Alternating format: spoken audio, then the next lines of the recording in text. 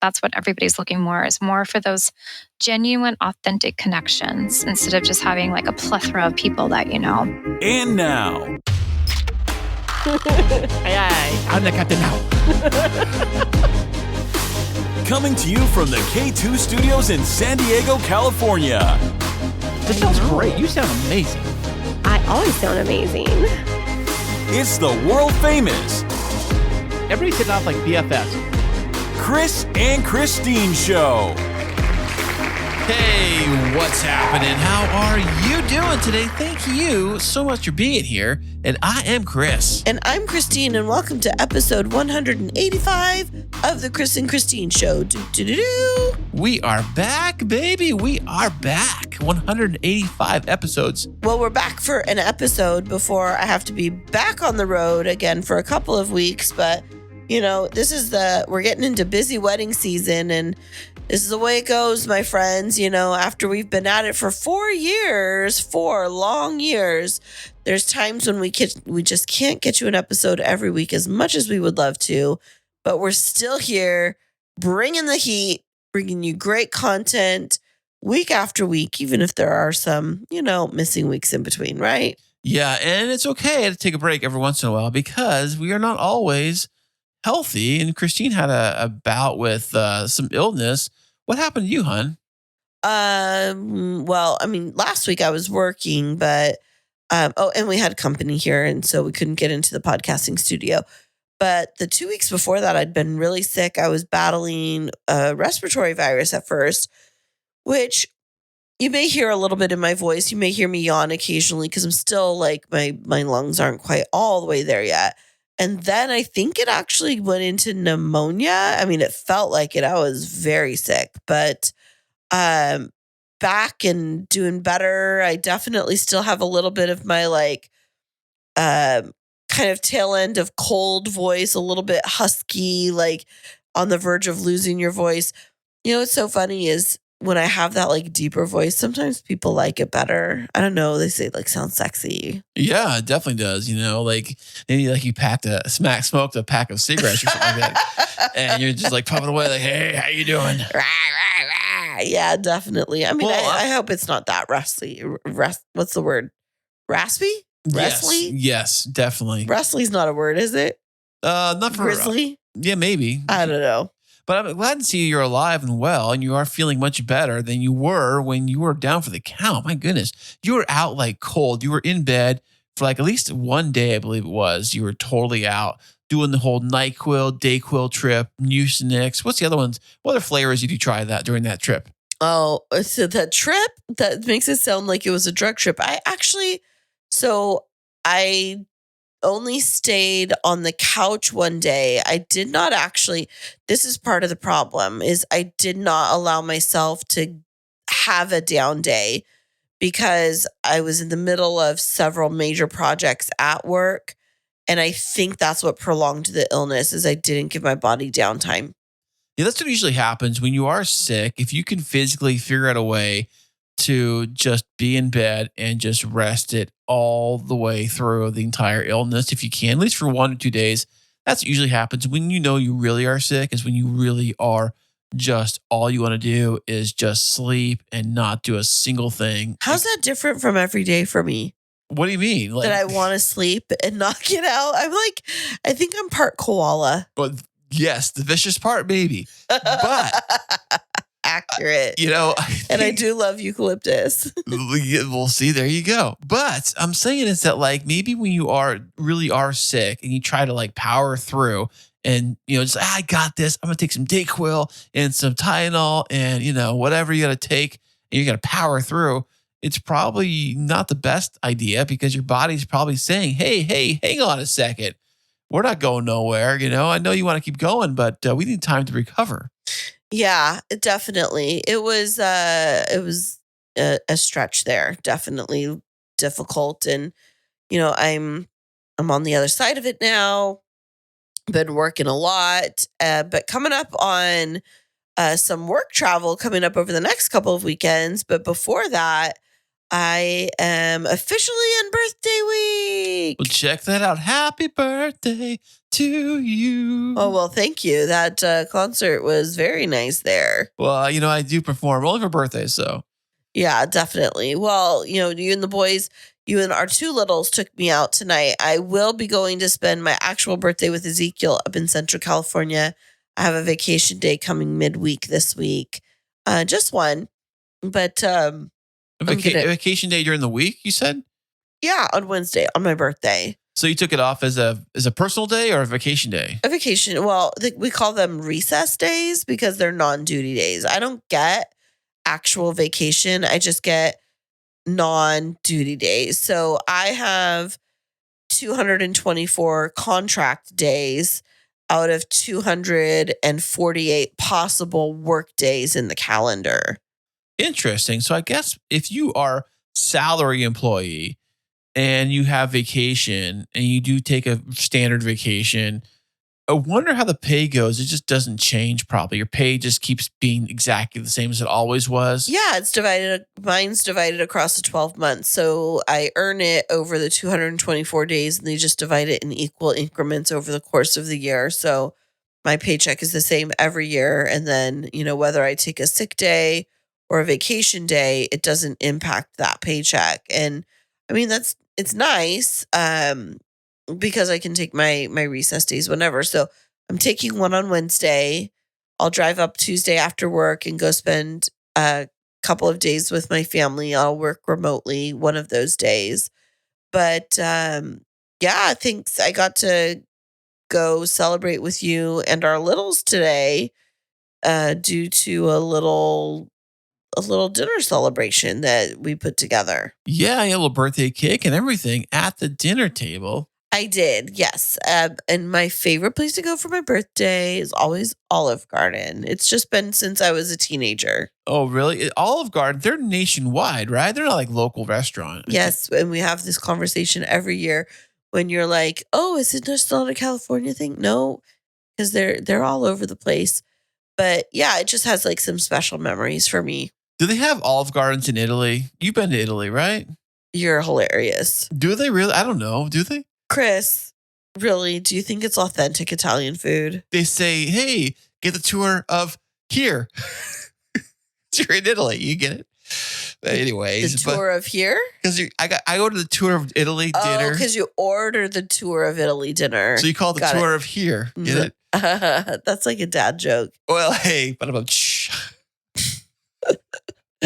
You're punchy tonight. Well, we did go out to dinner and they did give us a little chocolate cake. Okay, it was so funny. I have to tell you this. You were in the bathroom when this happened, but Mason was trying to decide on what he wanted for dinner. And then he saw the dessert menu and he was looking at the different cakes. First of all, you bought me a birthday dessert for here at home, which we have not cut into. We will be after we're done recording here.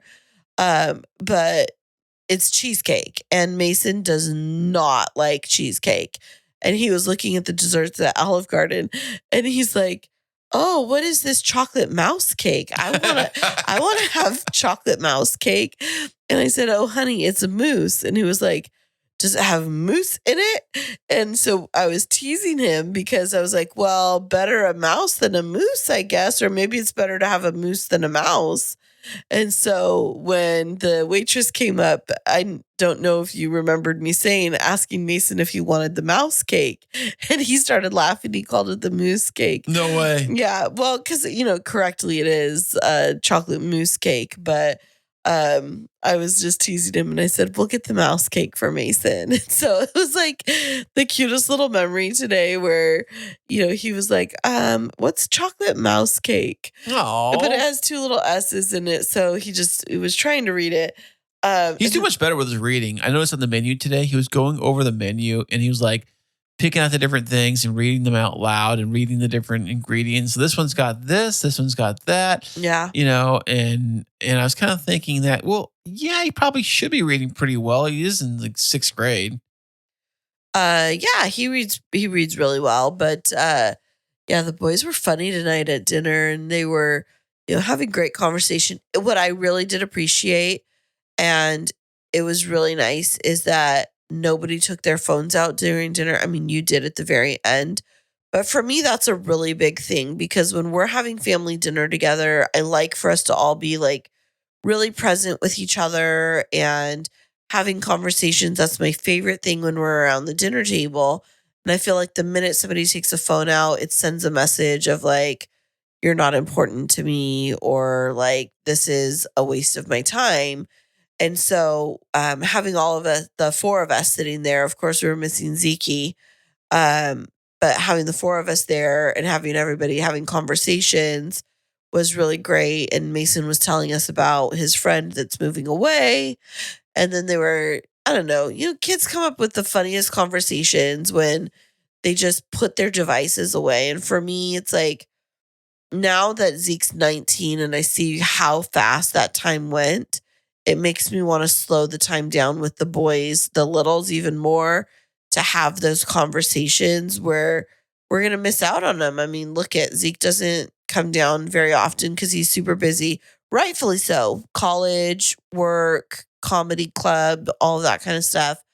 But I miss out on the little chatter, like what happened tonight, like the chocolate mouse cake. Yeah, speaking of that, as you remind me of something that I saw on TV many, many years ago, like way before the iPhone and before smartphones were even a thing. Remember those tiny little cell phones you used to have? They were like Nokia ones that had like basically like if you were to text somebody, it was like you had to go through the different keypad number pads and like Yeah. find the ABCD button and you type in what you wanted and stuff like that. There was an episode of Dr. Phil, the talk show. I used to watch the show back in the day, not always, but when it was on during the day, I'd watch it. And there was this episode with this lady, and she had to be like maybe in her early mid-20s, and she thought she was she was so important that she was single, and I think she was either she got a new job or she was job hunting. I don't know what the deal was, but the whole episode was about her using her phone and being on her phone way too much around other people, especially out to dinner. Because there was a photo taken of her like out to dinner with all her friends, something like that. And here she is on her phone, pointing her finger, like, I got to take this call or whatever, or something like that. And her excuse for it all was that, oh, I'm busy. I'm single. I'm busy dating. I'm looking for jobs. I'm in the da-da-da. I'm in the hustle and bustle, all this stuff. But around her family and friends, they were like, what are you on your phone so much? This is way before smartphones were even a thing. We're talking like I said, back the old small Nokia phones. Yeah. I wonder what she's doing today. But I can imagine I can imagine it's something like going out with you.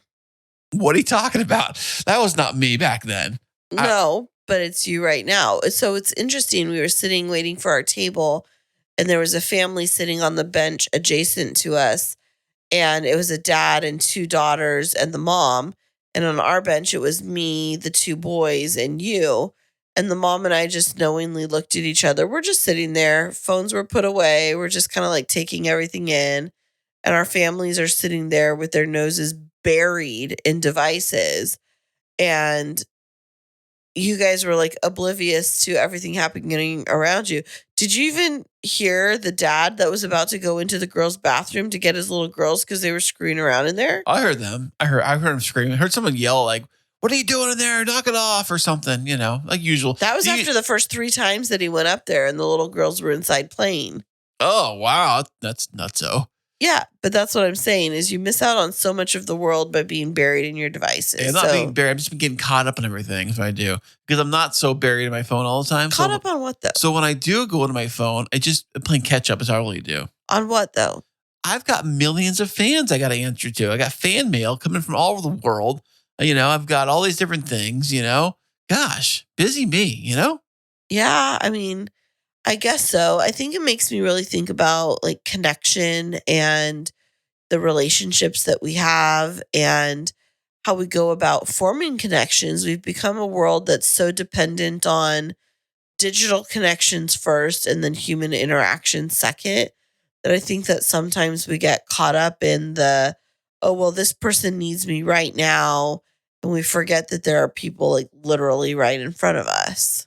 That does happen from time to time. But I think what happens is that we feel like, well, okay, let me take another angle on this, is that in the world we live in today, everybody feels like they have to be connected 24/7, 365 around the clock. And especially now that like we can physically, you can do your job remotely from anywhere in the world, but you also have to be aware of the different world clocks around the world if you do business around the world. So if you're doing business all around the world, then you have to be aware of all the different time zones and people that need you at that moment. That literally made zero sense. That was like, I gave you a statement and then you just completely talked around it and landed us in a point that had absolutely zero to do with the fact that I was talking about connections. If I was going to be a politician, I think that's by angle. That's how you do it. Just keep talking until people forget what the point of the conversation was, which was about connection. At the very end of the sentence, you got to like go whatever sports team the town you're playing in. Go Chiefs. Yeah, or whatever it is you're doing your speech in, and they go nuts and they vote for you. That's how it works. At least that's how it works in the movies. I don't know. Was that what you were trying to do right now, is get votes for something? Yeah, for me, for being podcast of the year. But no, as I was saying, the devices can get in the way of our ability to connect with people, which is very interesting because we're in this world right now where so many people are initially meeting a potential partner through online means in some way. And whether it's, Tinder, Match, eHarmony, swipe left, right, diagonal, touch your toe, blow your nose, and get a perfect match. They should have an app where instead of like swiping up or left, you have to like draw a heart around the person's face. And they'd be like, you pick them. Or if you don't like them, you draw like an X through them. You X them. It's called X and hearts. Figure it out. Tic-tac-toe,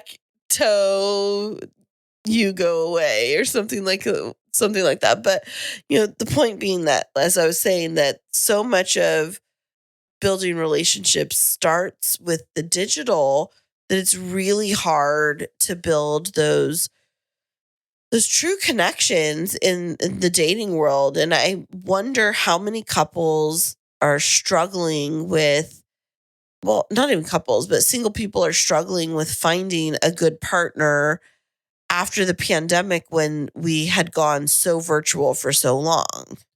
Well, yeah, and even before the actual pandemic, people were still doing a lot of we met on Match, right? We did the whole texting thing and that kind of stuff where it was all virtual for the most part until we met in person. Even after we met in person, we were still doing the texting thing and things like that.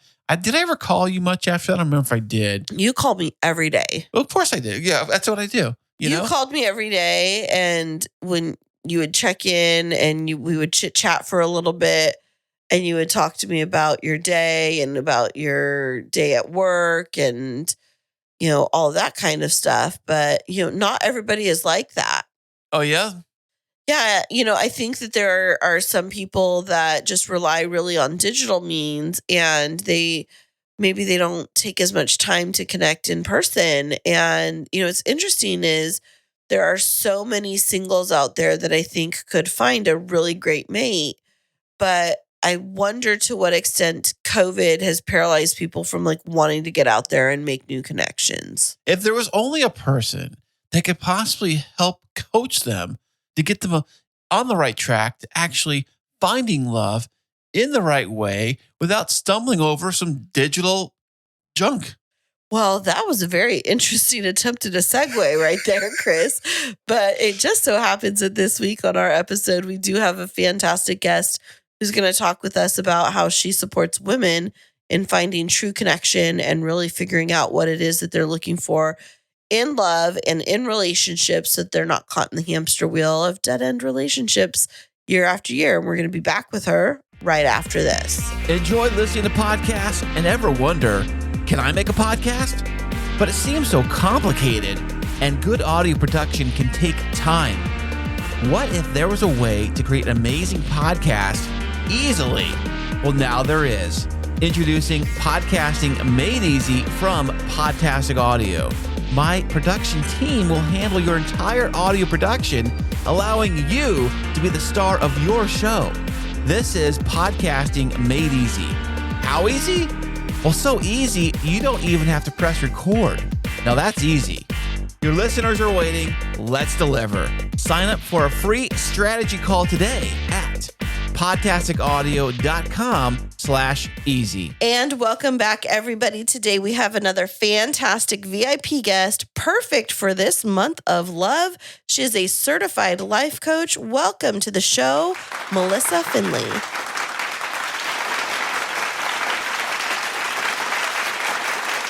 Wonderful. Thank you so much for having me. Hey, Melissa, how you doing today? I'm wonderful. How about you? Fantastic. It's great. It's nice, warm Sunday for the most part. I'll take that. It's been a little chilly here. We had a little cold front roll through, but today's much nicer than what it's been. When you say cold front, do you mean like snow and ice, or do you mean like just like rain? No, actually we get a little bit of snow here. It's definitely not what I've ever had like back in Montana, but they get a little bit of it. And when you say here, what area of the country are you in? I'm in Arlington, Virginia. Ooh. Arlington. I've been to Arlington. Have you, Kris? Yeah, I've been there too. You know, when I was running to be president, I actually I stopped by there a couple times. Campaign stop there, yeah. I did. Yeah, didn't quite make it off the tour bus, but well, That probably would have been step number one. yeah, I know. No, but yeah, I went there on a field trip for 7th grade or 8th grade, what it was, years ago. that's what a lot of the West Coast kids tend to do is like that East Coast trip. But you mentioned Montana. Have you lived in Arlington for very long? No, so I've lived in Arlington for like a year and a half now. I'm originally from Montana. I spent a good portion of my life there back and forth, but I've also lived in a few Western states. So this is my first actual move to the East Side. Ooh. Hey, a Montana question. Is it true that there was no speed limits in Montana? Yes, that was true. It was so much fun. Really? What's the fastest you've ever driven? 110. Well, I got you. I did 120. But anyways, Well, I mean, that's what I'm saying on air. No. but okay, now are there many freeways in Montana where you can get really up to speed? Or I imagine it'll be country roads. No, the interstate. So I think that's what well, there was two things that happened when we had no speed limit. We had a lot of the car makers test their cars on our interstates, which isn't really appropriate for their speed.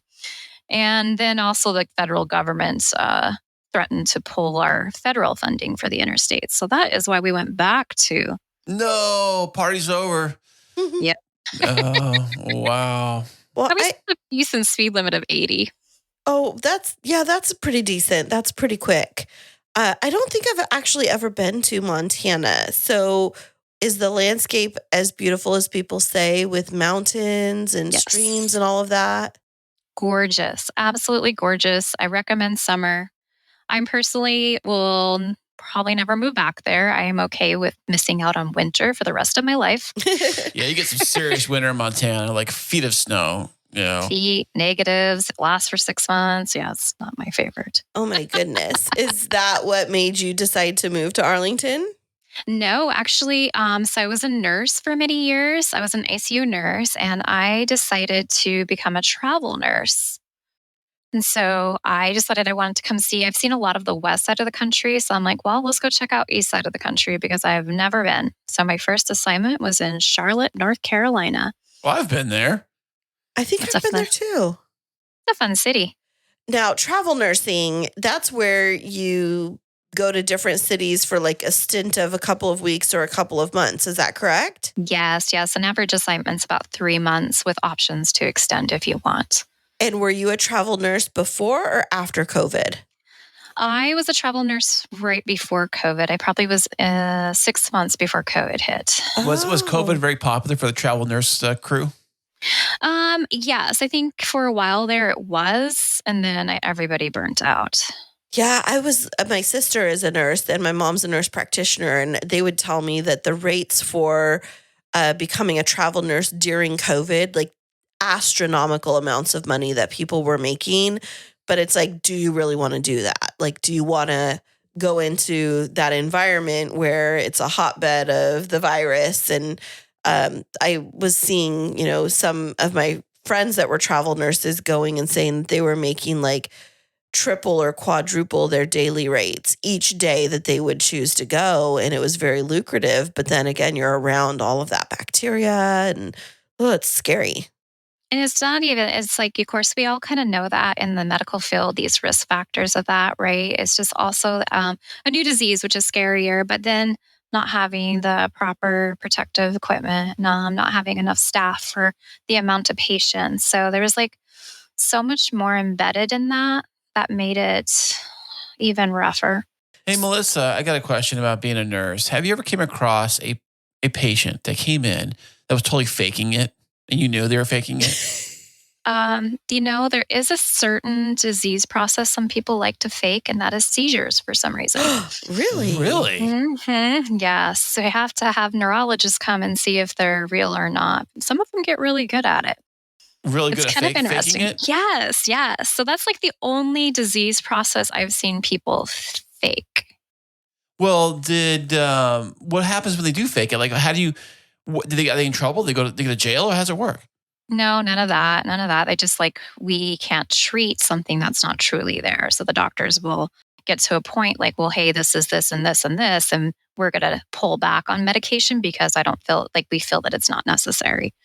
That's so crazy. Like, I would never think that somebody would fake something like that, but I guess people do crazy things. Well, that Gypsy Rose chick, remember? She didn't fake it. That was different. That was her mom. But same kind of situation, right? I guess. Oh, it's like the Munchausen's. Yeah, Munchausen syndrome, or Yes. So crazy. But you mentioned travel nursing pre-COVID. So, are you still a nurse, or were you a nurse through the pandemic? No, so I was a nurse through the pandemic because I was 6 months in, and then unfortunately, every place that I went for because I normally do cardiac ICUs, I do like the open heart surgeries. That's kind of my jam. But I feel every place I went to ended up with a COVID bloom. So we ended up in COVID crisis. And so I ended up dealing with 4, and I wasn't a COVID money chaser like some of them. What? Nope. I just we heard how it can be. And I've already been a nurse for like a decade. Like I'm trying to keep my passion for nursing right at that moment. I don't need to put myself more at risk. And so I ended up having all these booms. I ended up going through 4 rounds of COVID. Wow, that's intense. First of all, thank you for your service. And I mean that in all sincerity, because frontlines, medical workers, you all were absolute angels. And especially, I mean, whether you were in the CCU, ICU, whatever, thank you. That seems like it would just be a very heavy time to be able to navigate. So how did you manage to not completely burn out, or did you manage to not completely burn out? So my love story comes out of COVID. My own personal love story comes out of COVID during this time. Yes, that's why I'm in this area. My now husband is from lives in this area. So you moved there for love? I moved here for love. I'm in Virginia. It's the state of lovers. Can't get any better than that. Is it really? Is that a license plate says that? Mm-hmm. Yes. Oh, it makes sense, I guess. Yeah. Virginia is for lovers. That's what it's like, their slogan. Wonder why. And they have love signs everywhere. Really? Is it because Valentine's Day was invented there? I don't think it was.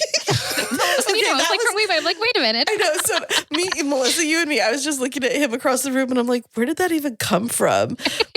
I think what it is, Kris, is that after, people leave politics in Washington, D.C., they get their heart back when they cross the border into Virginia.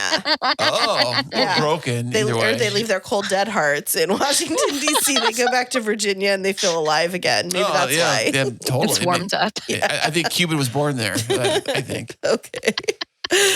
So you went through 4 rounds of COVID, and did you find love in the midst of the virus or in the midst of the hospital? How did this happen? No, none of the above.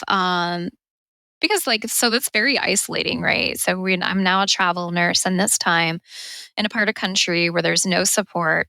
Not that you really wanted to be too close to your loved ones at that time, but Maryland even shut down their parks, which how do I get outside and for sanity purposes? But it was starting to ease up. So I got on the dating apps and I'm like, you know what? I just want to talk to some people in the area. I don't know. I just need some connection outside of the hospital. And we met on the Tinder app, actually. Of all Wow, of them. look at that. I know. So I got to tell a quick side story about that. I normally get on Tinder when I was dating just to look. I never wanted to swipe right. I just wanted to look. So swipe left, right?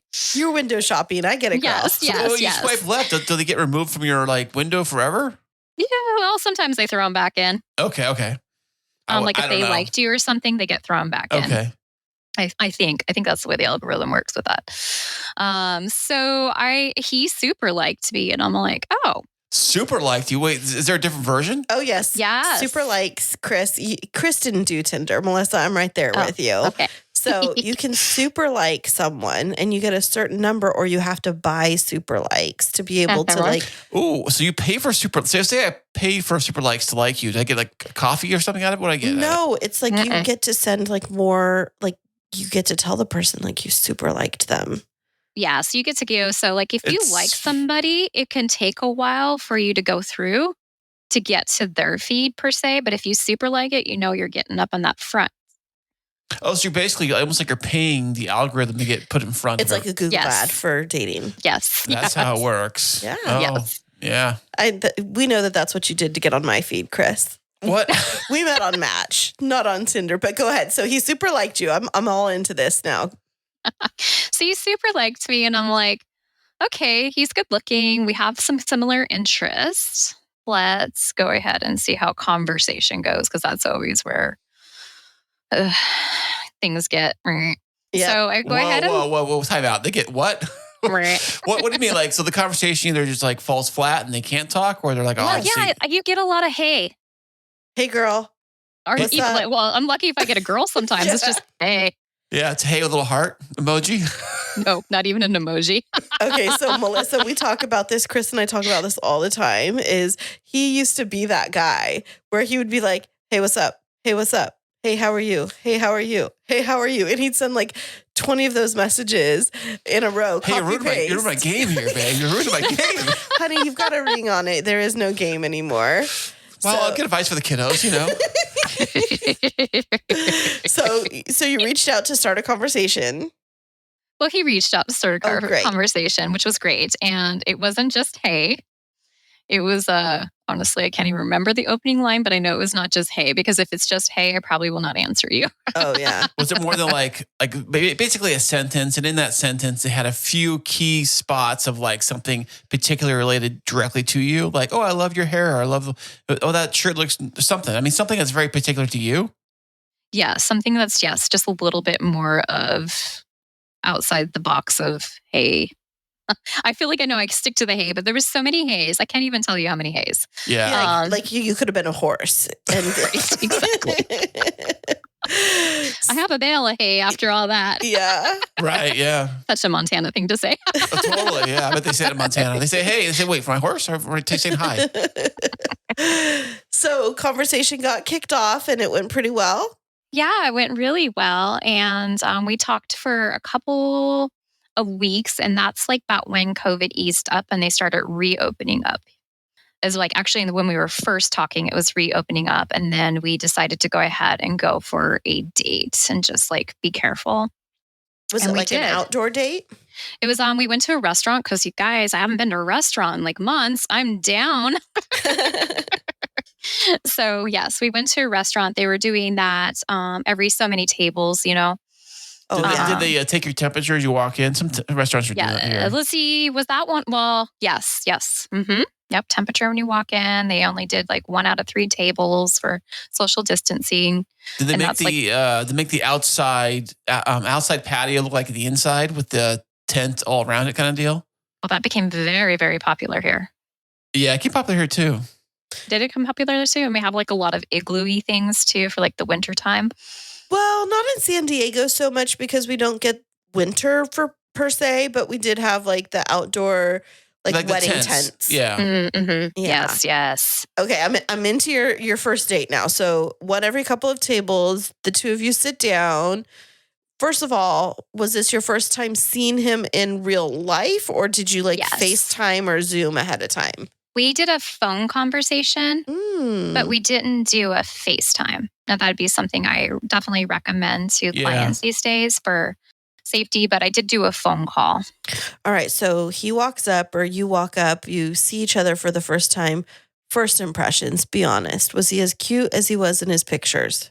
He was cute, but shorter than I thought he was going to be. Oh. Now, I don't know about Tinder. Do they have a height requirement or height thing in Tinder? And No. They don't. You don't have to fill it out. Now, I kind of wonder about that. If you don't fill that out, are you either shorter than you know what I'm saying? Are you trying to be, I don't know, from a guy's perspective, like, you don't want to be taller. Yeah, they want to be taller. So if you're really 4'5", you don't put that on there. You just leave it blank, probably, right? Which is what happened to me on one of my dates. No joke. He was 4'5". I'm not lying. He told me he was 5'3". Yeah, with heels on. Imagine my surprise, Melissa. 5'3" for a guy is still pretty short, I think. Yeah, but 4'5". 4'5". I know. So how much shorter are we talking? Oh, he's not shorter than me. I just thought he looked shorter than he did in his pictures. I'm a short girl. I'm lucky. I'm only 5'2.5", 5'3". Oh, you're 5'2". Oh, okay. Okay, you nice. can do 4'5" guy. There you go. I did a girl your height, by the way. Speaking of which, I think about it. Yeah. Okay, so he was just shorter than what you thought, but he wasn't shorter than you.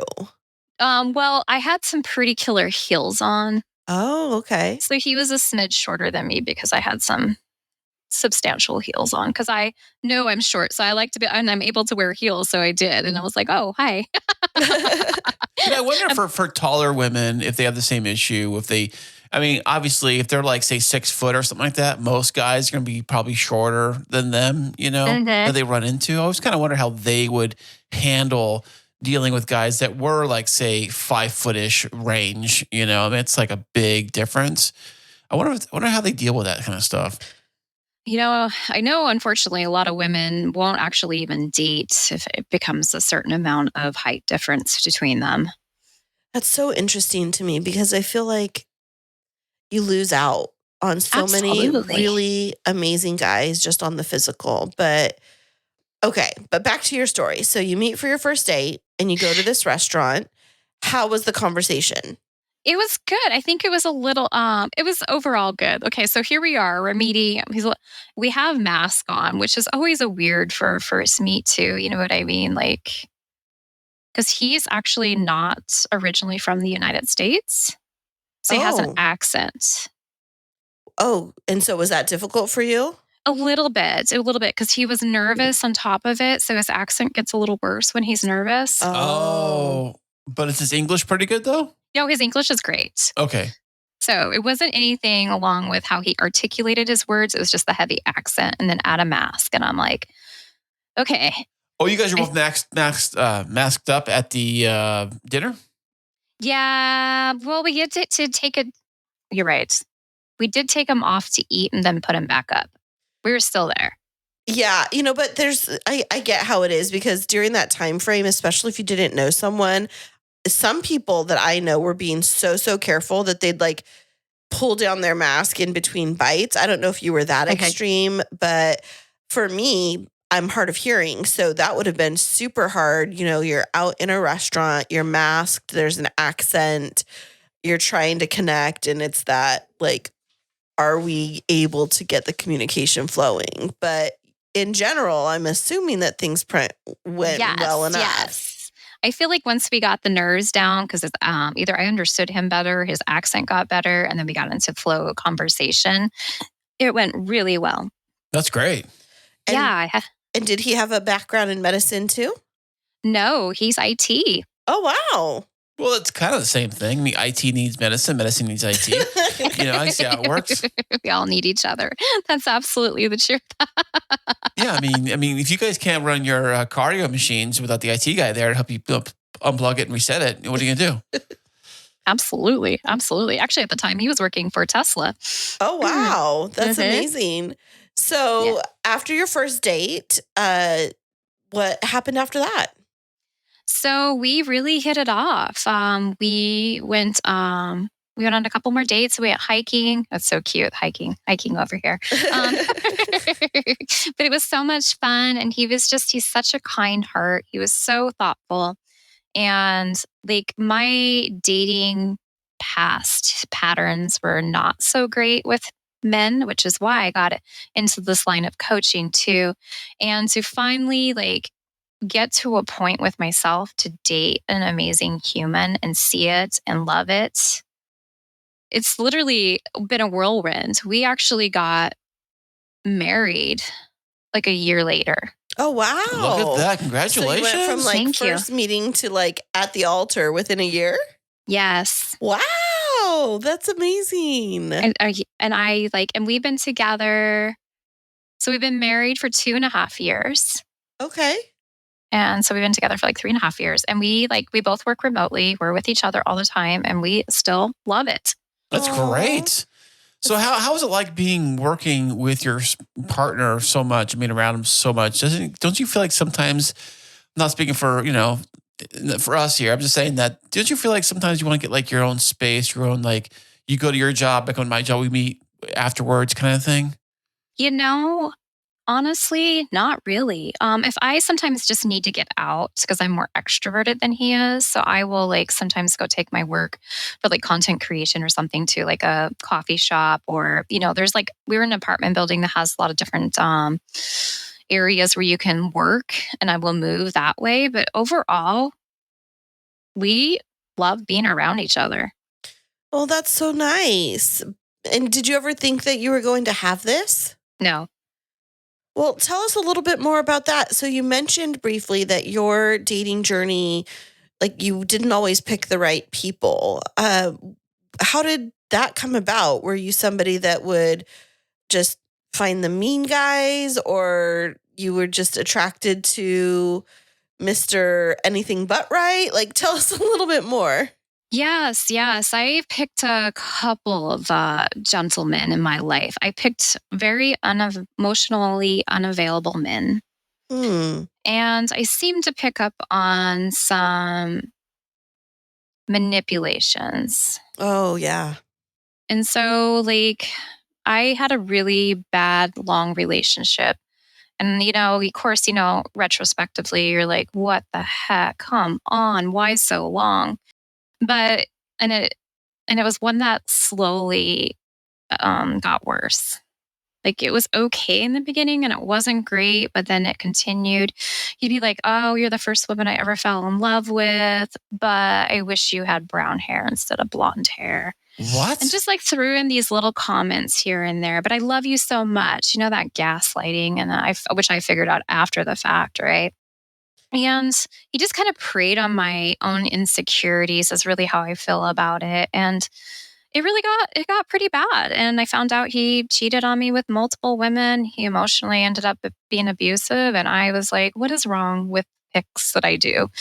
I got out of it and I really dug down. I got some help. I definitely needed therapy to help kind of dig around in all this. And it was like, oh, okay, there's a pattern, and there's a pattern, a self-belief. There was a self-belief that I wasn't good enough. How long were you in that relationship, Melissa?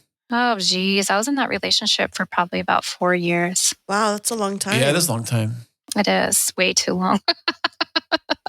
Well, looking back now, but when you're in the thick of it, it's different when people always say that, like, if you look outside somebody else's relationship or somebody else's problems, you see it from another perspective. Like, oh, why don't they just do this or do that? It's so easy to, tell them to do that. But when you're physically inside it, you're going through it, it's a little different. Absolutely. It's kind of like the tree in the forest, right? Right. Absolutely.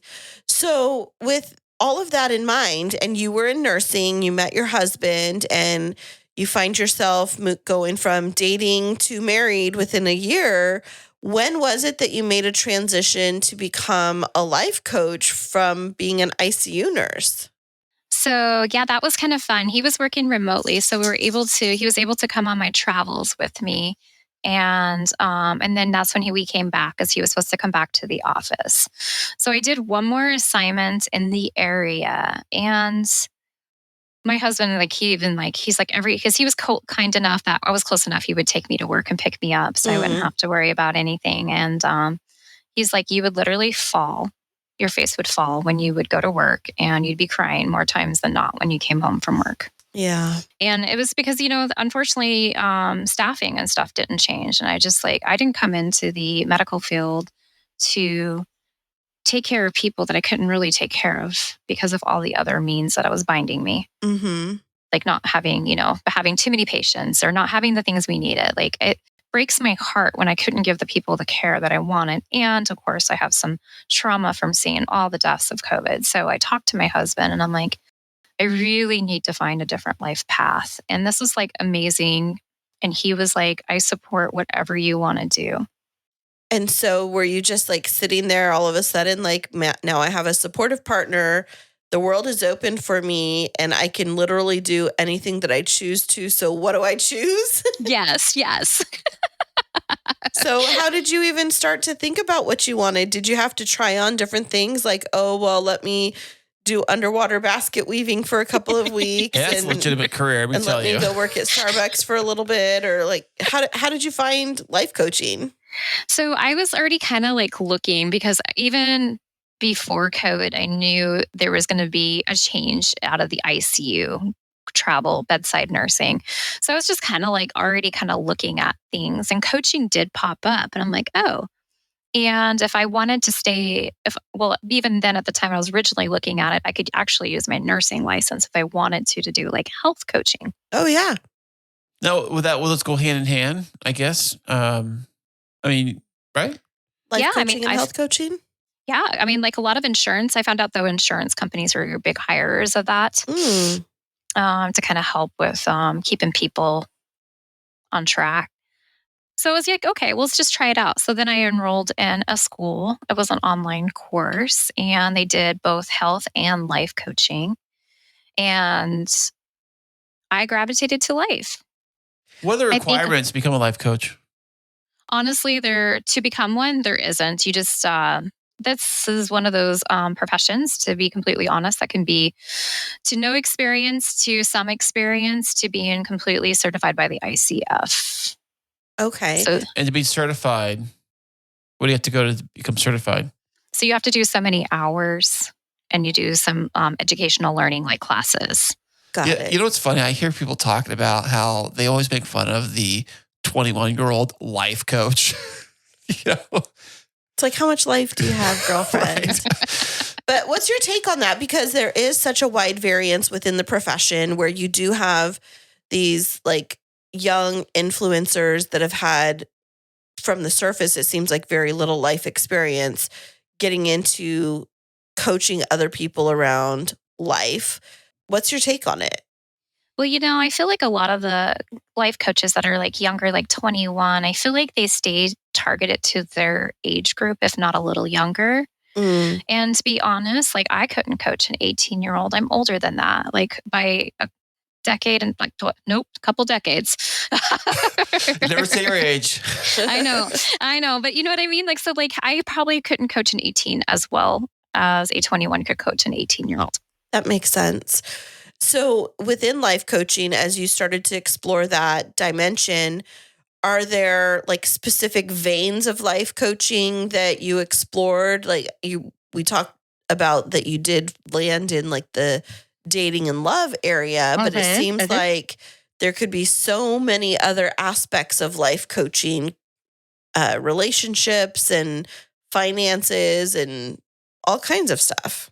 Absolutely. And I definitely, because we call them niches. And I was going through that whole gamut of do I do health? And I thought about that because I'm I could be really good at this area, but I wasn't as passionate. And it was honestly really hard for me to bring my medical lingo down to something that people could understand. So that was actually kind of a struggle. So I'm no, I'm not really feeling this as much. So I just kind of and then when I started talking about love, because I just love my love story, and I really want to help other women find their person. And so I created a program. I know stuff that helped, and of course I did more research. I love the Gottmans for information, and I just really compiled and got my clients, and I just love seeing women bloom and find people that fit better than what they have in the past. Now, do you heal relationships that are I mean, we talk to clients that are currently going through crappy relationships. And you're kind of being like, come on, obviously you need to leave this guy. And they're like, no, but I love him. He's my hero, and you have to bring him to the light. Do you do that kind of stuff too? No, I don't do that type of stuff. I just stick with the single women who have been in the dating game and they're tired of the dating game and they just want to find the person that feels right. I would have totally loved having you in my corner pre-Kris because it was so frustrating. I mean, it sounds like we were navigating that dating journey right around the same time. We've been together 5.5 years, married for 3.5, but I was so done with these guys first of all, the haze going through all of that on the dating apps was an ordeal, but then finding genuine connection and, being able to attract the kind of love that I really wanted felt so challenging because you'd go on a couple of dates with someone and then maybe ignore the first orange or yellow flag or two. And then all of a sudden it's just like red flag, red flag, red flag everywhere. And you're like, how did I go from you seeming to appear as if you're this great person to now being just a train wreck? Like, what is wrong with me? Okay, you also have to give yourself some grace in those times. We all do because we all put our best foot forward, right? Even the other person. And people who maybe not be of the best tried to put the best out there. Right.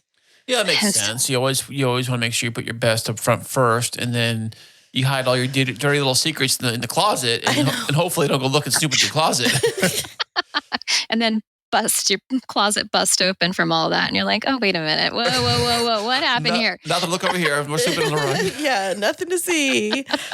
But totally, it's so exhausting for women. And I mean, maybe for men too, but I just feel like there are so many amazing women out there that are, hoping to find love. And I think there's more men than women in the world. Maybe there's not. I heard it was the other way around. I heard it was more women than men. But there's got to be a partner. Like for those that really do desire to be in a relationship, shouldn't they be able to find their person? Should it really be this hard? Well, dating's hard in general. There is still a numbers game that has to be played with this, even if you're doing the best that you can do intentionally. But that's where I am a huge believer of breaks. Take a break if you're feeling tired from it, because it doesn't do any good when you come into a date exasperated because you already had 2 bad dates. This is going to be another bad date. So why even bother to try? Yeah, that's a good way to a good icebreaker for the first time you meet the person too. By the way, I've had 2 crappy dates for you, so you better deliver. Let's just yeah, exactly. That's good. But the energy that you bring for that. So so it is hard, but it can happen if you just really. I feel like I have a couple of things I do for a foundation to going into dating, and that's really kind of getting to know a little more of yourself. I feel like we bumble about a lot in dating too. And I think that's why I love intentional dating. You kind of become clear, you become clear more on who you are, what you want, and you can place some boundaries. You can place some deal breakers that are important to you and listen to your big believer, listening to your gut. I don't know how many times I've heard people why don't you just give him another chance? I'm like, well, I didn't really like chance 1 or 2. Why? Why do I have to do this? Oh, because I need to be nice. Okay, that's fine. So you just hit on something that I think is so important. And you were saying you got to listen to your gut, because I feel that the modern dating industry or the mentality around dating is to give someone a second chance. And what I had to learn after my divorce, when I got back into the dating pool, was to trust my gut instinct, because it had been telling me something was off for years in my first relationship. And I minimized it and I started to train myself to ignore it when it was really trying to protect me. And so I think that you just like really hit the nail on the head there about like trusting your intuition and following your gut. But you did say that that goes along with intentional dating. So is there some groundwork that you do to help the women you're working with really understand what it is they want versus Yes. getting just disillusioned by what could be a yellow flag versus I don't know if I'm communicating this right. Like here's No, what yeah, I, you get what I'm saying? yes, I get Okay. what you're saying. Yes, we do some, what I call like a foundation. Actually, my program's like Love Life Essentials. Um, so you have to like, how many people sit down and know their values, goals, and desires? I don't know. I mean, Not a lot. I don't know Not if a I lot. do. Yeah. So I even like sat down and I do this work. I try to go every year and go over my values again, see if they're still in line because they are always changing. There's no set, you don't have to write it in stone what they are. But it's also getting to know what you want in life, which helps Mm. you find a person to align with what you want. Now, you don't obviously have to match, right? It just like you can also find people that respect. But if you can do that, there's like, especially women, we have in general a harder time setting boundaries around love. And if you know yourself and what you want, what you value, you can boundary it better and find people to either respect those boundaries or move on. That makes a lot of sense. I feel though that what can tend to happen is because women are so loving and nurturing that concept of finding it or moving on feels a little harsh to some of us. Like, well, maybe they were just having a bad day, or maybe I should go on 4 more dates with them before I decide.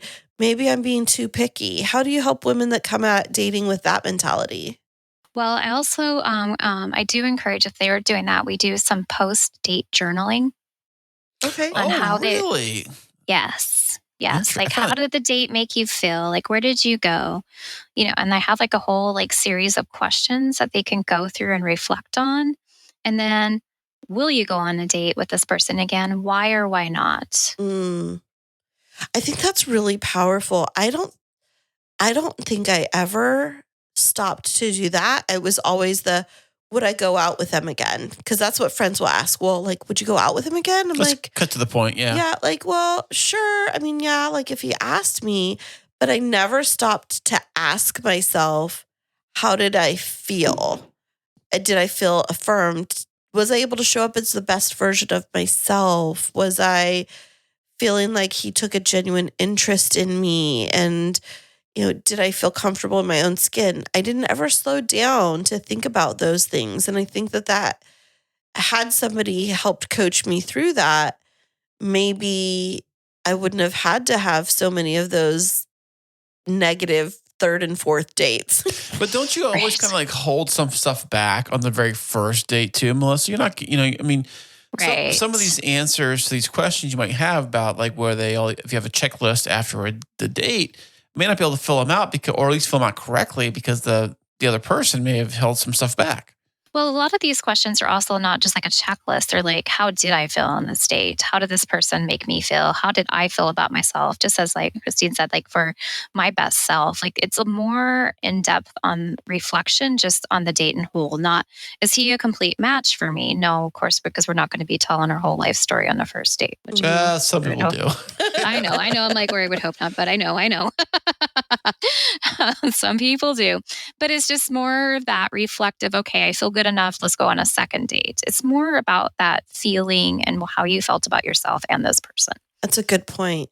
So, as you approach your work with these ladies that are getting out into the dating world, I have heard, and I've saw it on like in a Hallmark movie, but I also had this experience growing up with my own mother coaching me and I'm doing air quotes here, coaching me around dating, and I love her dearly, where she would have each of us girls, not while we were in a relationship, but each of us, I have 3 sisters, write down a list of everything we would want in a future partner. And then don't settle for anything less than the list was what we grew up with that mentality.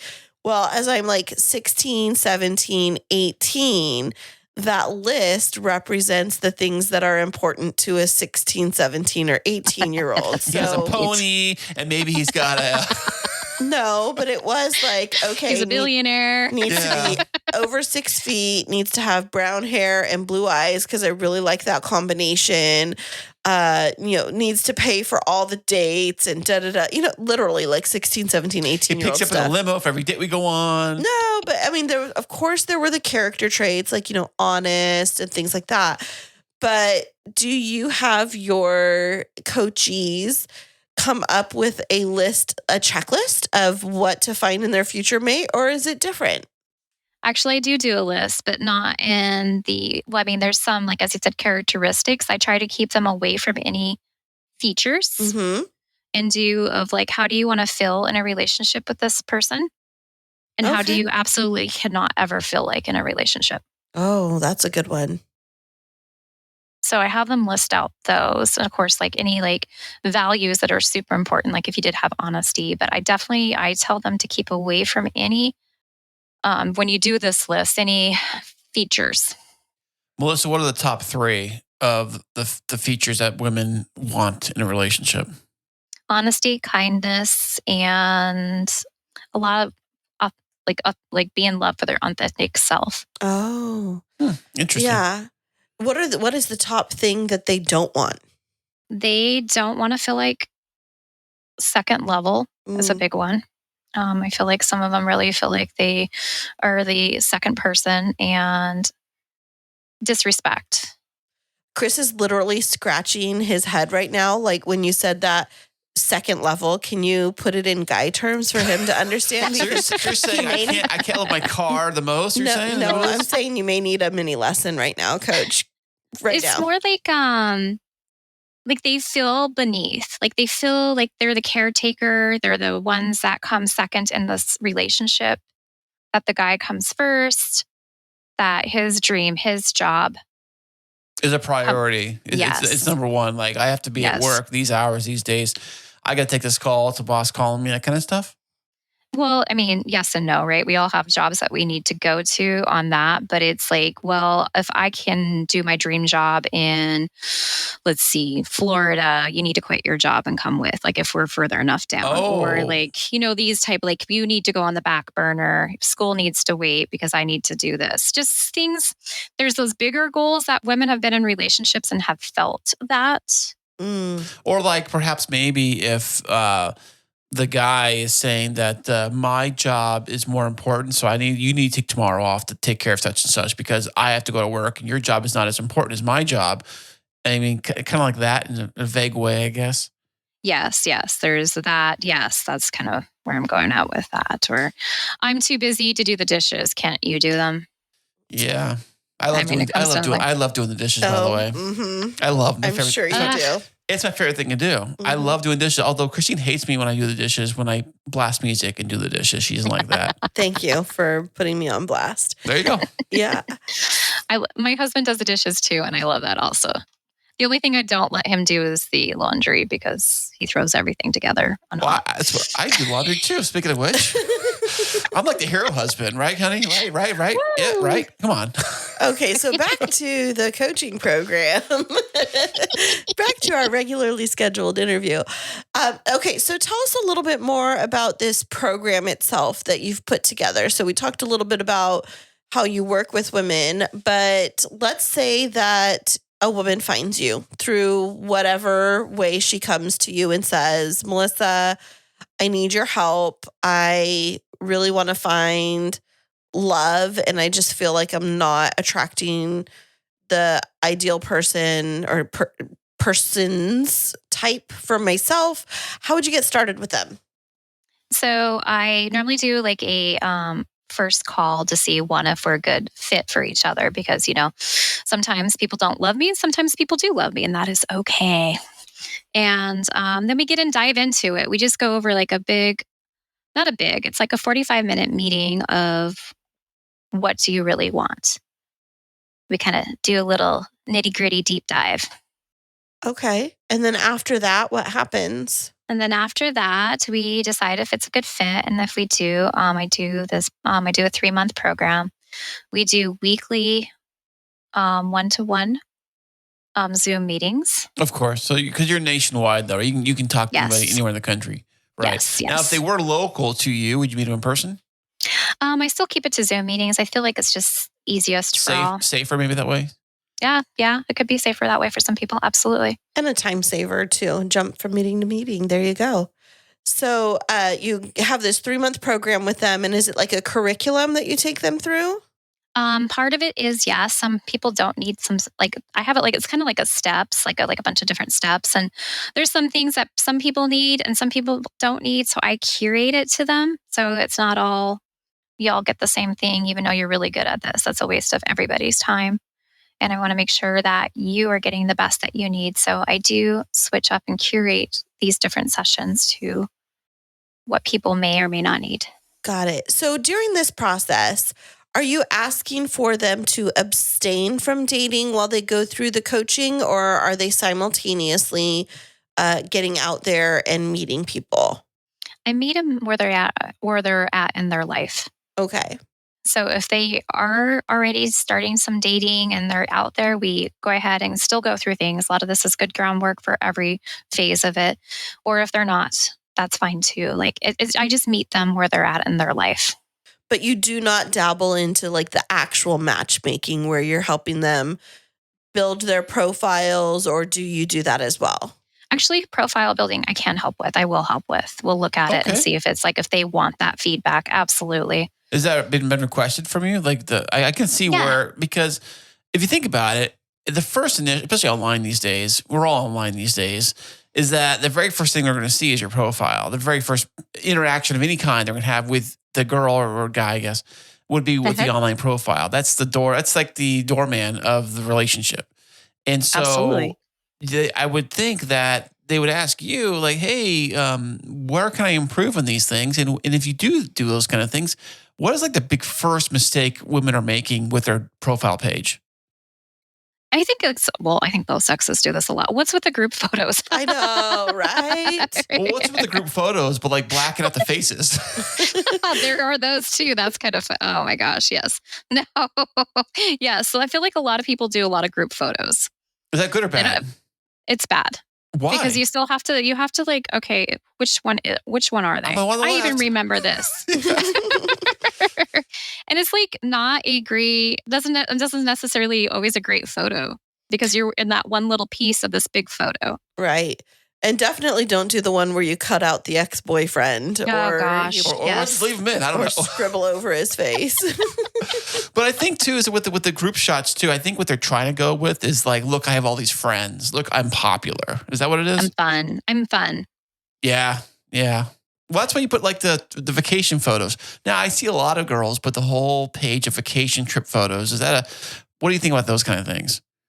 I feel like that only gives you one piece. Like people want to know like what makes you tick, right? So what hobbies do you like? What do you do? So if you do one whole vacation, you're like, do you just travel all the time? Are you home?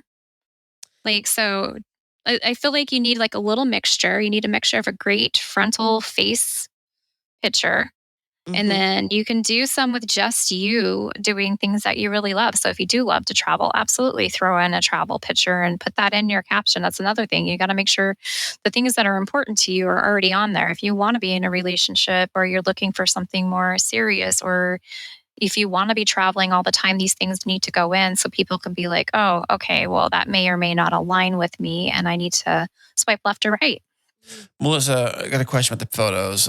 What is a good ratio of photos for any profile? Good ratio of photos. I don't have the exact science. I'm sure if I can look that up, but I always recommend 5. Okay. Only 5. Okay, that's good because some people put like I was putting as many as I could dump in there. If it maxed out at 10, I was like dump them all in there, And I still couldn't figure out what I wanted. I rearranged them and stuff. But I guess I think I see ones that I think you need more than 2. Yes. But 5, you said 5. I think 5's good. 5's good. I mean, you can put more if you really are feeling that, but I just feel like 5's like a good number. You don't want I love the 1. Get one picture of you. Okay. and it's your high school yearbook picture. If it's just one, I used to be like, well, it's probably a bot. That's true. That's so true. Yes. And if it was just like one upfront picture and then one large group photo, I'm like, okay, you're for sure fake. Because there's this one, I will never forget it. It was this guy and it was like a very handsome looking profile photo. And then the second photo was this like large family picture, almost like you would get at a family reunion where everybody's like dressed in their Sunday best. And I was like, okay, what is this person trying to show? And I was like, they must have pulled this off of somebody's Facebook profile or something. Like they're totally fake because there was nothing else. It's like, do you not do enough living to where you can take enough photos of yourself to give me an actual glimpse? I liked your profile, Kris. You had a good ratio. Oh, thank you. I appreciate that. Hey, Melissa, have you ever come across any catfishing with your clients? I mean, I've honestly I've even had a catfish story, but yes. Interesting. For yourself? Ooh, Yes. That's interesting. Yes. I mean, he put, and this is why you need to have up-to-date photos too. Please don't do what I did. Lesson learned. He had like 3 or 4 older pictures, and so I'm like, oh, okay. And he seemed like nice conversation. So I went on a date with him, and I'm like, oh, okay, those were legit, a decade old. Okay. So, Yeah. so don't they usually say like within recently of the year, maybe do a photo? But I mean, I had some pictures and they're a little older too. I know you did. I found this out after. But they're looking different? Yes. No, I did not. You looked more handsome Oh, thank you. now in real life than in the photos. Oh, see? Well, there you go. Yes. Even even better. nicer looking in person. I mean, no one's going to put like a baby picture on there. This is me as a kid. Check it out. Although you did try. It's like his cruise pictures from when he was 21, being like, hey, check me out. Well, Okay, but back on target. So you can provide some support with the profile development and you have this coaching program. So after the 3 months, do you continue working with the women on an ongoing basis, or is this only like a 3-month support program? No, if there's support that's needed afterwards, we can continue on. And for how long? Just indefinitely?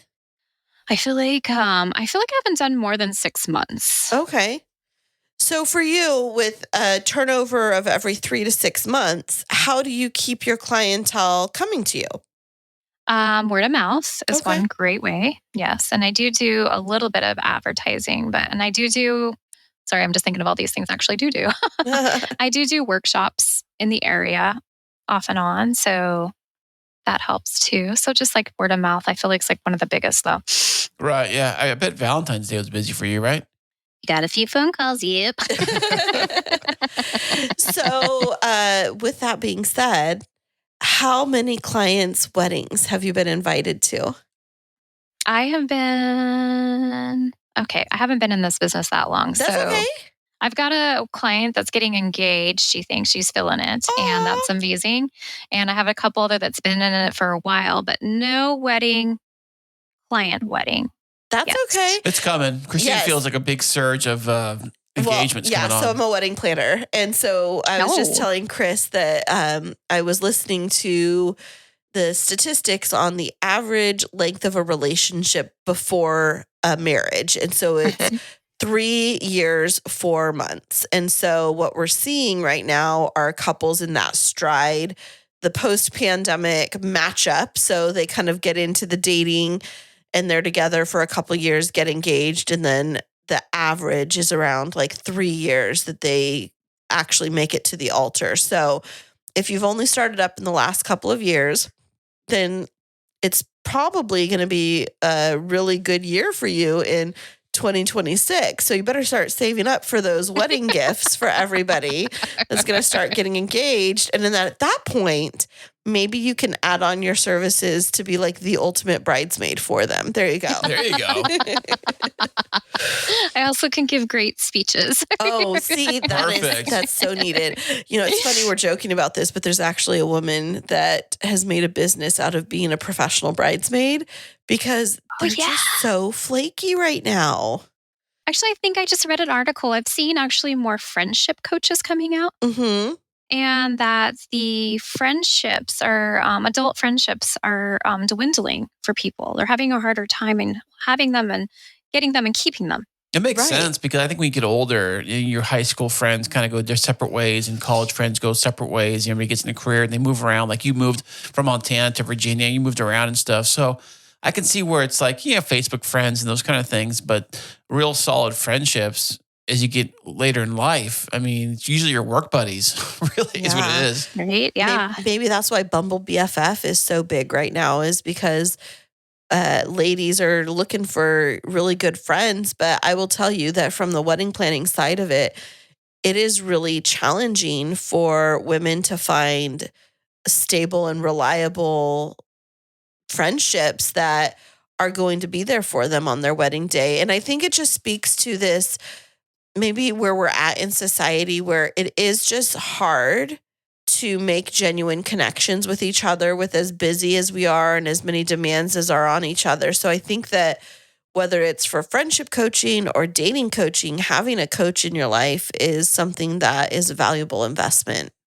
Absolutely. Absolutely. And you caught me there when you said genuine connections. I think that's another key point. I think people, especially post COVID, that's what everybody's looking is more for those genuine, authentic connections instead of just having like a plethora of people that you know.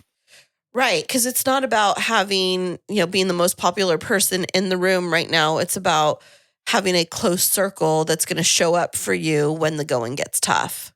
Yes. And having a partner that does that for you is invaluable when we think of quality of life. If you have a partner who is your best friend, who you're in love with, and who is going to stick by your side through all of the ups and the downs, I think that, it's worth putting in the investment to be able to get yourself with a coach that can help you find that. Yes. I, of course, completely agree. Of course you do, Melissa. Yeah. So Melissa, speaking of your coaching services, how can our listeners get connected with you, whether it's for them or for somebody in their life that they think could benefit from a dating life coach?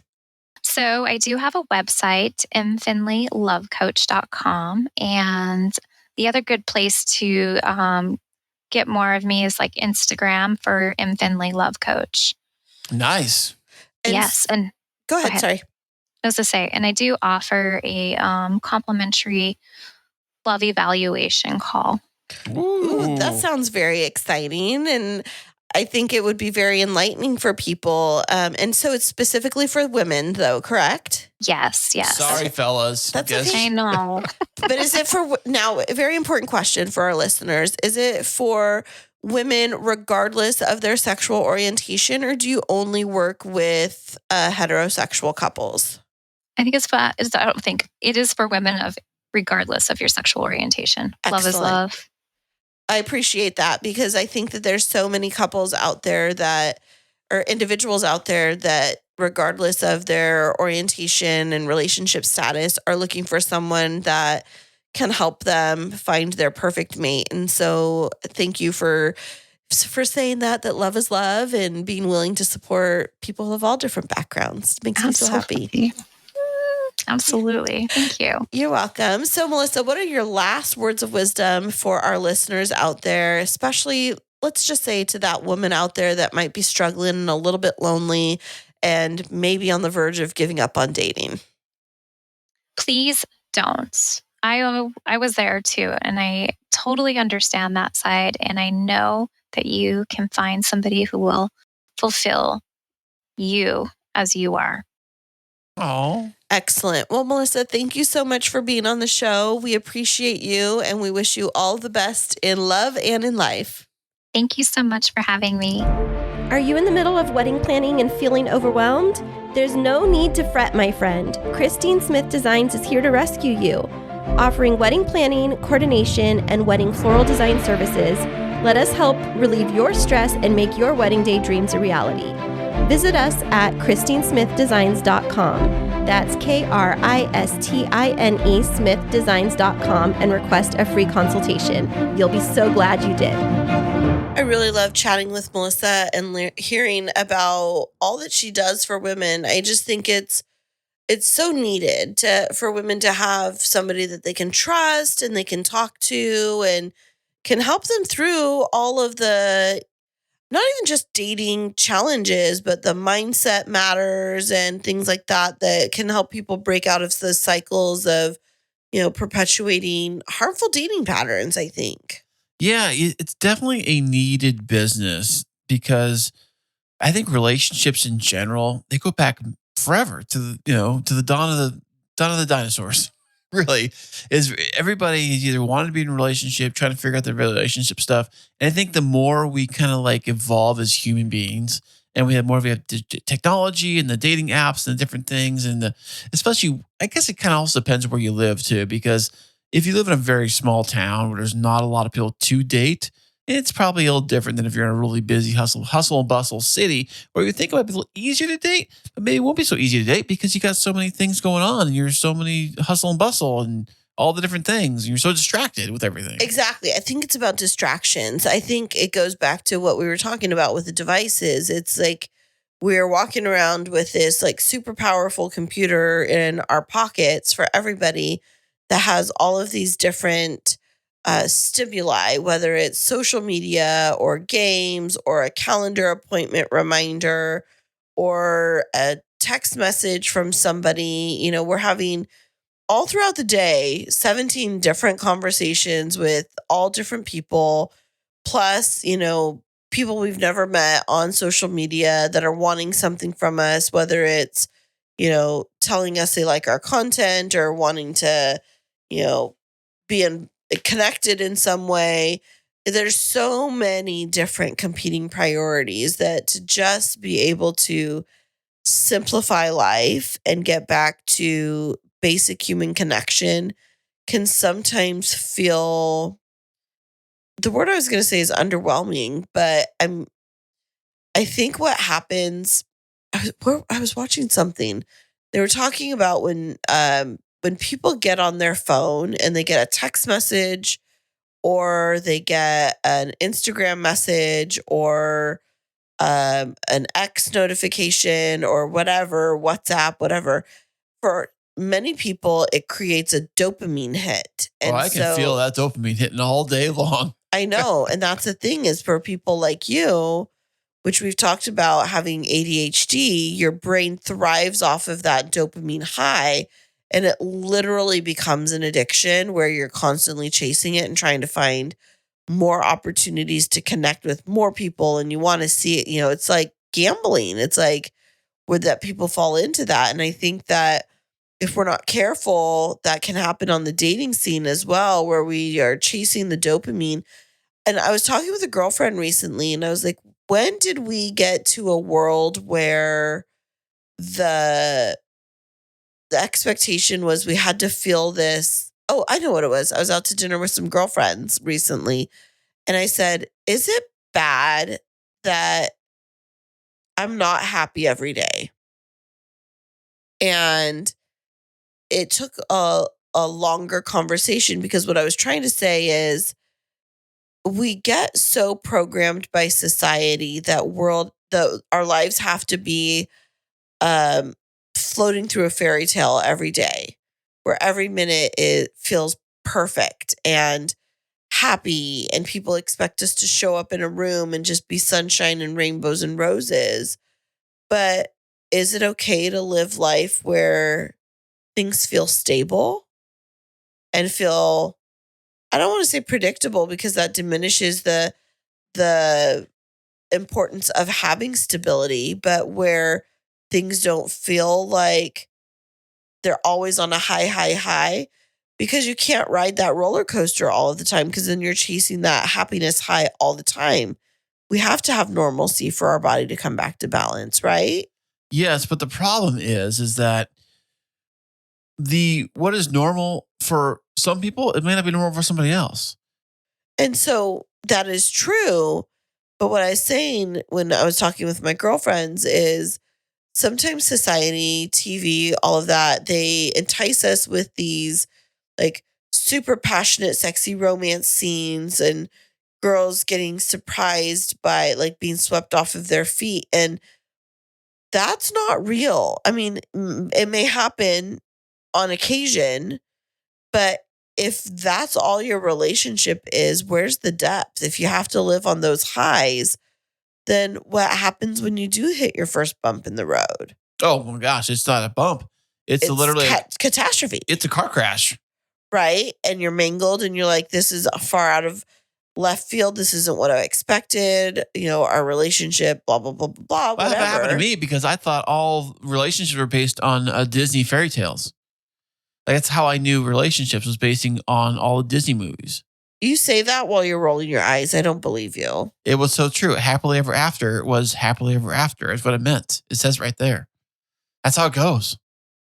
Well, supposed to. Gosh. No, it's not. See, now you tell me. Now I have to figure this out the hard way. But I'm still living the dream, baby. So tell me more about this, because now I'm intrigued, because you've never been the person that's been like, life is happily ever after. If anything, you're absolutely a pessimist. So Well, I it's need to because- dig deep into this. Welcome to the couch.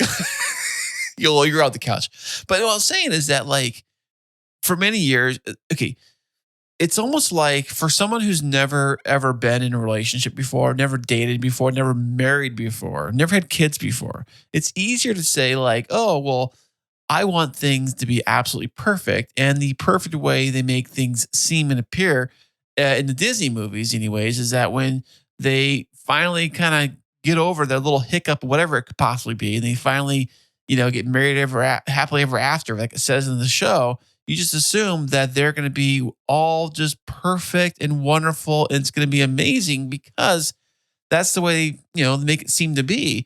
And if you never had been in a relationship at that stage, when you're watching those kid cartoons like I was, and I was a kid, you just assume that when you meet somebody and you date and you finally get married, then from there on forever, it's perfect.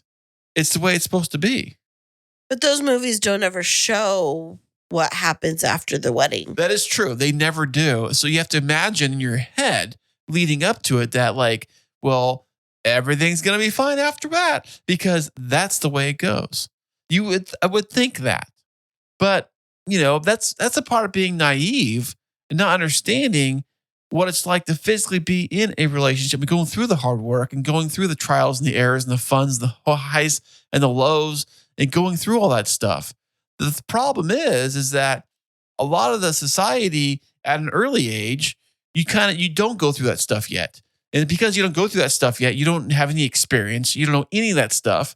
So you're not really ready for it. You can think about it. And it's always good to have somebody in your corner to kind of explain things like this is not always going to be sunshine and roses every day of your relationship or even your relationships. This person you're dating right now, I know you love them. I know you think they're the one. You're 16 years old.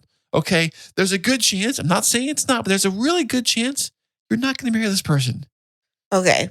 You've gone down a different rabbit hole. Thank you. You're welcome. No, my point was, what I was trying to say is, it's not about trying to prepare people for the negative. What I'm saying is preparing people for calmness in a relationship and preparing them for comfort and for stability. Because I think that, when I was just thinking about all of the divorce rates and people like infidelity, they're chasing the dopamine hit, the excitement.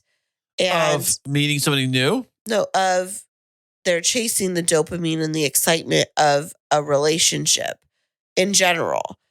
Because I think what people don't come to grips with is the fact that there's a tremendous amount of satisfaction when you get to the point in a relationship where you can just literally sit and eat popcorn and watch a movie together and feel safe and secure. And that by itself can be enough. But I think that there's so many people that just get programmed to think that relationships have to have these high highs all of the time, that it can be confusing when they get into a point where it just feels safe and secure. And I think especially when we talk about like what Melissa was saying with like the relationship coaching and the mindset type of work, is And we were going back to asking about like, why are some women drawn to the bad boys? It's because it's excitement, it's thrill, it's dopamine. But It's all dopamine. right. But what people forget is or what women can forget is how exciting it can be to be in a relationship where you feel completely safe. And I don't know if that's the thing that we're talking about enough in relationships is creating safety, looking for a partner who helps to cultivate stability and safety and calm, because society just programs us to chase excitement. Well, going on that note about safety, is that why a lot of women are usually drawn to guys that usually are pretty financially, stable? Well, I don't know about that per se, but I would say it's why women are drawn to the stereotypes of men, the hero, the athlete, the military The firefighter. guy, the Firefighters firefighters. always get the chicks, let Yeah, me tell you. firefighters, police officers, because it's the excitement of the rescuer, the if damsel in distress dynamic. And It's like, I always like a man in a uniform. no, but it's really it goes to the damsel in distress. And it's like, I think what as we women need to grapple with is when we're confident in who we are, we don't need anybody to rescue us because we have enough power in and of ourselves to be our own rescuer. What we need is somebody that we can snuggle up in bed next to at the end of the night and know they're not going to be pulling out a gun and shooting us or whatever. It's like, Interesting. we need to be able to be comfortable and be satisfied with, chill. But maybe I'm overanalyzing it. But I've been thinking a lot about what Melissa said and about the mindset work within relationships. And I was thinking, younger Kristine may have been after chasing the bad boy. I don't know. I don't think that's what I was doing. But at this stage in my life, what I crave more than anything is steady. I don't like the high highs. I don't like the low lows. I love predictability. I love routines. I love my nice, clean house. I love dividing up chores and responsibilities around laundry and things like that. And talking about, what trip we're going to take our kids on. And, yes, I do love flowers occasionally. And I do love grand gestures. But if I don't have those, am I going to feel completely like lost? No, because I have the other moments in between. And I'm going to give a perfect example from tonight. May I do that? Go right ahead. Okay. So tonight, what did we do? After dinner? No, dinner. We had dinner at Olive Garden. For what? For your birthday. Yes. But your birthday isn't today. Right. But my birthday is this week. So we went out to celebrate. And then we came home and you had some little gifts for me. And the boys came and they sat on the couch. I mean, it wasn't big. We didn't sing happy birthday. You might have sung happy birthday off key to me in the restaurant and I loved it. But hey, that was on key. That was on point. Talking about off key. But I opened my cards and you gave me a card. It was beautiful, had anemones on it, which are some of my favorite flowers. Yeah, I knew that. Yeah. Yeah, I know you did. Lucky guess, but yeah, I did. But then you gave me a gift and you literally just pulled it off the porch in an Amazon, what is it? The white plastic wrapper? Yeah, the standard Amazon packaging. Yeah. And you handed it to me and I opened it up and I started to cry because it's something I've asked for 3 years. And I literally thought that, it was something simple and I'll tell you all what it was in just a minute. But for me, it wasn't 100 roses. It wasn't, some all expense paid trip to Tahiti that you were sweeping me off my feet to take me to. It was an owl house. An actual bird house for owls. Not a bird house. It's an owl house. It's very different. It is Well, there. the concept is the same. No, don't diminish it. So I have been asking for one for 3 birthdays now. It's my 3rd birthday. Well, then you got one.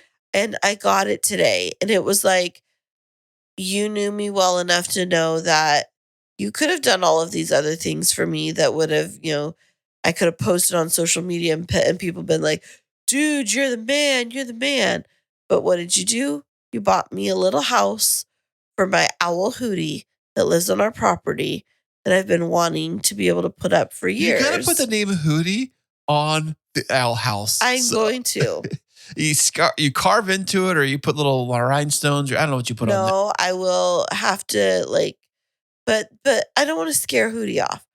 But I do want to put it on there, maybe like a little sign that says Hootie's hangs or something like that. Hootie hangs here. But it was like a moment where I just felt seen for who I am, because it's goofy. I'm, turning 43, and the only thing that I wanted for my birthday was a house for my owl. Oh, for Hooters. Hootie. Not Hooter.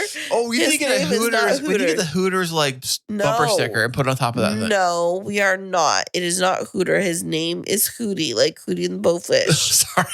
I call them Hooters. But if it's a female, we got to call her Hooters, right? I'm just kidding. You ruined my moment. I'm sorry. You went from being, sentimental and I cried over my owl house to now it being dirty. No, I'm just saying, if the owl's a female. But I do, I have this whole plan. I want to get a video camera, like a motion camera, and I want to put it up so that we can see. A live link onto the Hooties Hangout. Oh, Hootie's Hangout. I love it.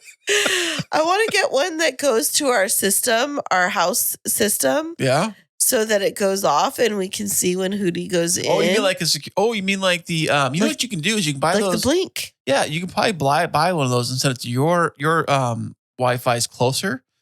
So have it set up to yours. Maybe. And then I can go on there. Yeah. Costco got the whole setup there. Yeah. I want to have a camera that is like on Hootie's little house. And then next year, maybe we're going to have Hootie babies. That'd be great. See, all you have to do is go to the Blink one camera system and you buy the little module thing. Okay, you're nerding out already. I'm totally nerding out. And then you just put it in your office there because it's closer. The Wi-Fi's closer. And you put it right there. You're good to go. And this, my friends, is why you pick a man who loves to have stay-at-home date nights watching movies, because he's going to buy you an owl house and help you figure out how to network a video camera network to it instead of having to worry where he's at in the end of the night, right? I'm an Amazon. Yes, definitely. I'm an Amazon. There's got to be like bird watching, like video webcams or something you can buy. Something like that. And yes. And so now this is our new fascination, ladies and gentlemen. So you're going to be hearing about Hootie's Hangout, and people are going to be wondering what in the world we're talking about. But, this really just centers around that conversation of, what is it that you're looking for in a relationship? And I found my person that is happy to buy me an owl house and support me in my fun little bits that I like. And so I'm thankful for that, and thankful for another year. Thankful for Melissa coming on the show and talking with us about relationships and relationship coaching.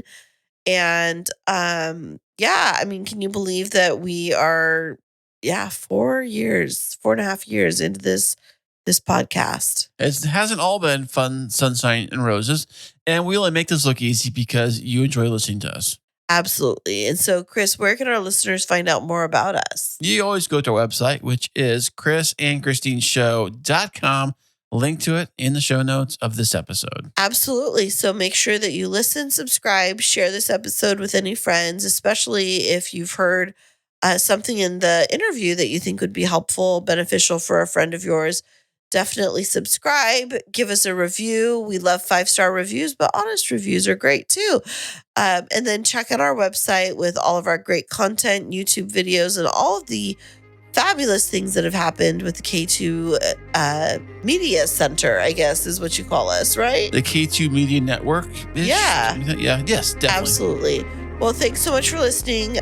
We will be off air for just a couple of weeks while I'm traveling. We'll be back with you soon, hopefully before April. But if not, just keep replaying old episodes and we'll be back with you next week.